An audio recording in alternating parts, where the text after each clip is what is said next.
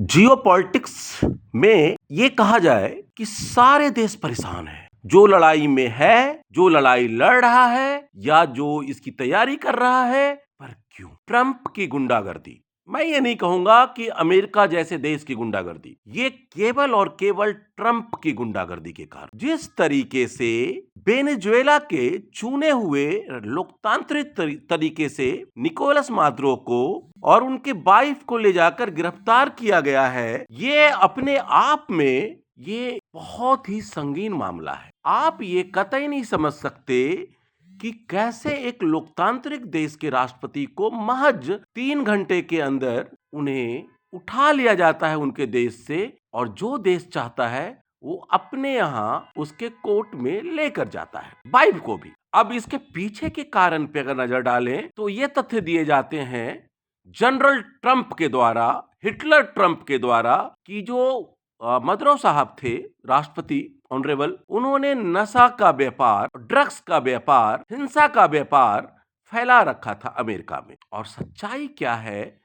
ना कोर्ट, ना कचहरी, ना वेनेजुएला का कोर्ट, ना अमेरिकन कोर्ट, ये फैसला जनरल ट्रंप साहब ने दिया है। प्रेसिडेंट ट्रंप कहना शायद बुरा होगा, क्योंकि डेमोक्रेसी तो कहीं दिखती नहीं उनकी नीतियों में। बात यहीं पे नहीं रुकती। अगर ये शुरुआत है तो भी कहना गलत होगा। पहला वाक्य पनामा के राष्ट्रपति को उठाया गया था जॉर्ज बुश के समय में, ये दूसरा घटना है। लेकिन इस तरह की हरकतों से क्या ग्रेट अमेरिका बनता जा रहा है, या फिर हम फिर से साम्राज्यवाद की तरफ बढ़ने को विवश हैं? बढ़ती हुई आबादी, बढ़ती हुई जरूरतें और जो हालात है अर्थव्यवस्था की, चाहे वो देश डेवलप्ड हो या डेवलपमेंट में हो, उनके लिए एक बड़ी समस्या खड़ी होती जा रही है। तो क्या फिर से एक जो वर्ल्ड ऑर्डर है अब फिर से तय हो रहा है? कई देशों ने विरोध तो व्यक्त किया है, बट कोई भी यूएन से पूछे या यूएन में जाकर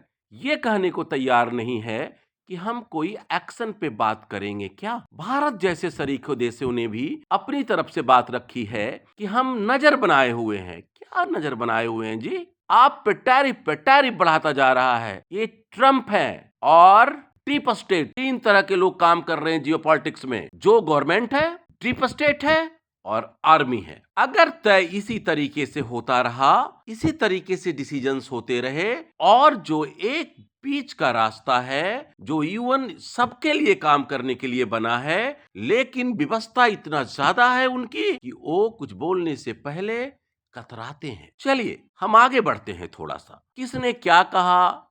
नॉर्थ कोरिया ने कहा जी हमें फिर से एक वर्ल्ड वार की तरफ बढ़ रहे हैं। चाइना ने बहुत कड़ा विरोध व्यक्त किया। रसिया ने कहा कि ये गलत है, और हमारे यूक्रेन के राष्ट्रपति को तो ये लग रहा है कि शायद अमेरिका ऐसा रसिया में ही कर दे।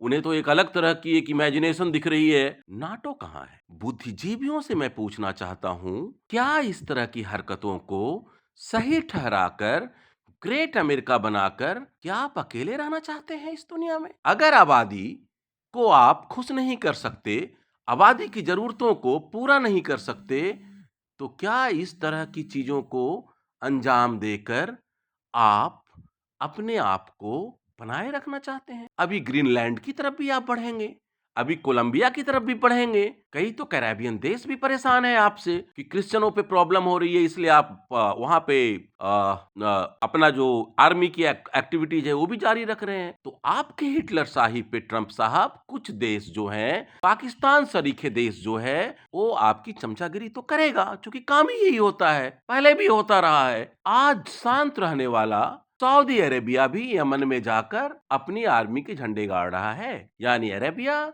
और ईओई के बीच के रिश्ते भी बिल्कुल ठीक नहीं है। ईरान में जो तेल का खेल है पे भी आप नजर बनाए हुए हैं। और ये जो पूरी वाक्य आपने किया है वेनेजुएला में, वो केवल जो लामबंदी हो रही थी तेल की, जो आपकी कंपनियों पे कई सारे उस पे आपकी पाबंदियां लगी हुई थी, ये उसका परिणाम है। आप नहीं चाहते कि हमारे आसपास के लैटिन अमेरिकाई देश में रसिया, चाइना, इंडिया जैसे देश, वहां पे तेल कारोबार के लिए कंपनियां आगे बढ़े। सच तो यही है ना ट्रंप साहब? आखिर जिसकी लाठी उसकी भैंस को आपने अंजाम दे ही दिया। मेस्टिजो मुलाटो जिसे क्रियोलो बोलते हैं, जो वेनेजुएला जातियों के बीच सबसे ज्यादा श्वेत आबादी है, अश्वेत भी हैं, भारतीय मूल के लोग भी हैं। क्या अर्थव्यवस्था से जूझ रही, बैड इकोनॉमी से जूझ रहा देश को आप इस तरह से एनार्की में लेके जाएंगे तो देश बहुत जल्दी संभल जाएगा। चलिए, हम तो यही चाहते हैं कि ट्रंप साहब की नियति और बीमारी दोनों जल्दी सही हो जाए, तो ये वर्ल्ड ऑर्डर के लिए अच्छा होगा, जियोपॉलिटिक्स के लिए अच्छा होगा और शायद ह्यूमैनिटी के लिए भी अच्छा होगा। मैं बहुत सारे तथ्यों पे बात करना चाहता हूं, लेकिन समय बहुत ज्यादा लगेगा। लेकिन एक बात लास्ट में कहे जाता हूं आपको, जिस तरह की हालात अभी बनी हुई है और जिस तरह का तनाव अभी बनी हुई है, ये एक साम्राज्यवाद की बू और एक वर्ल्ड वार की बू तो बिल्कुल आ रही है।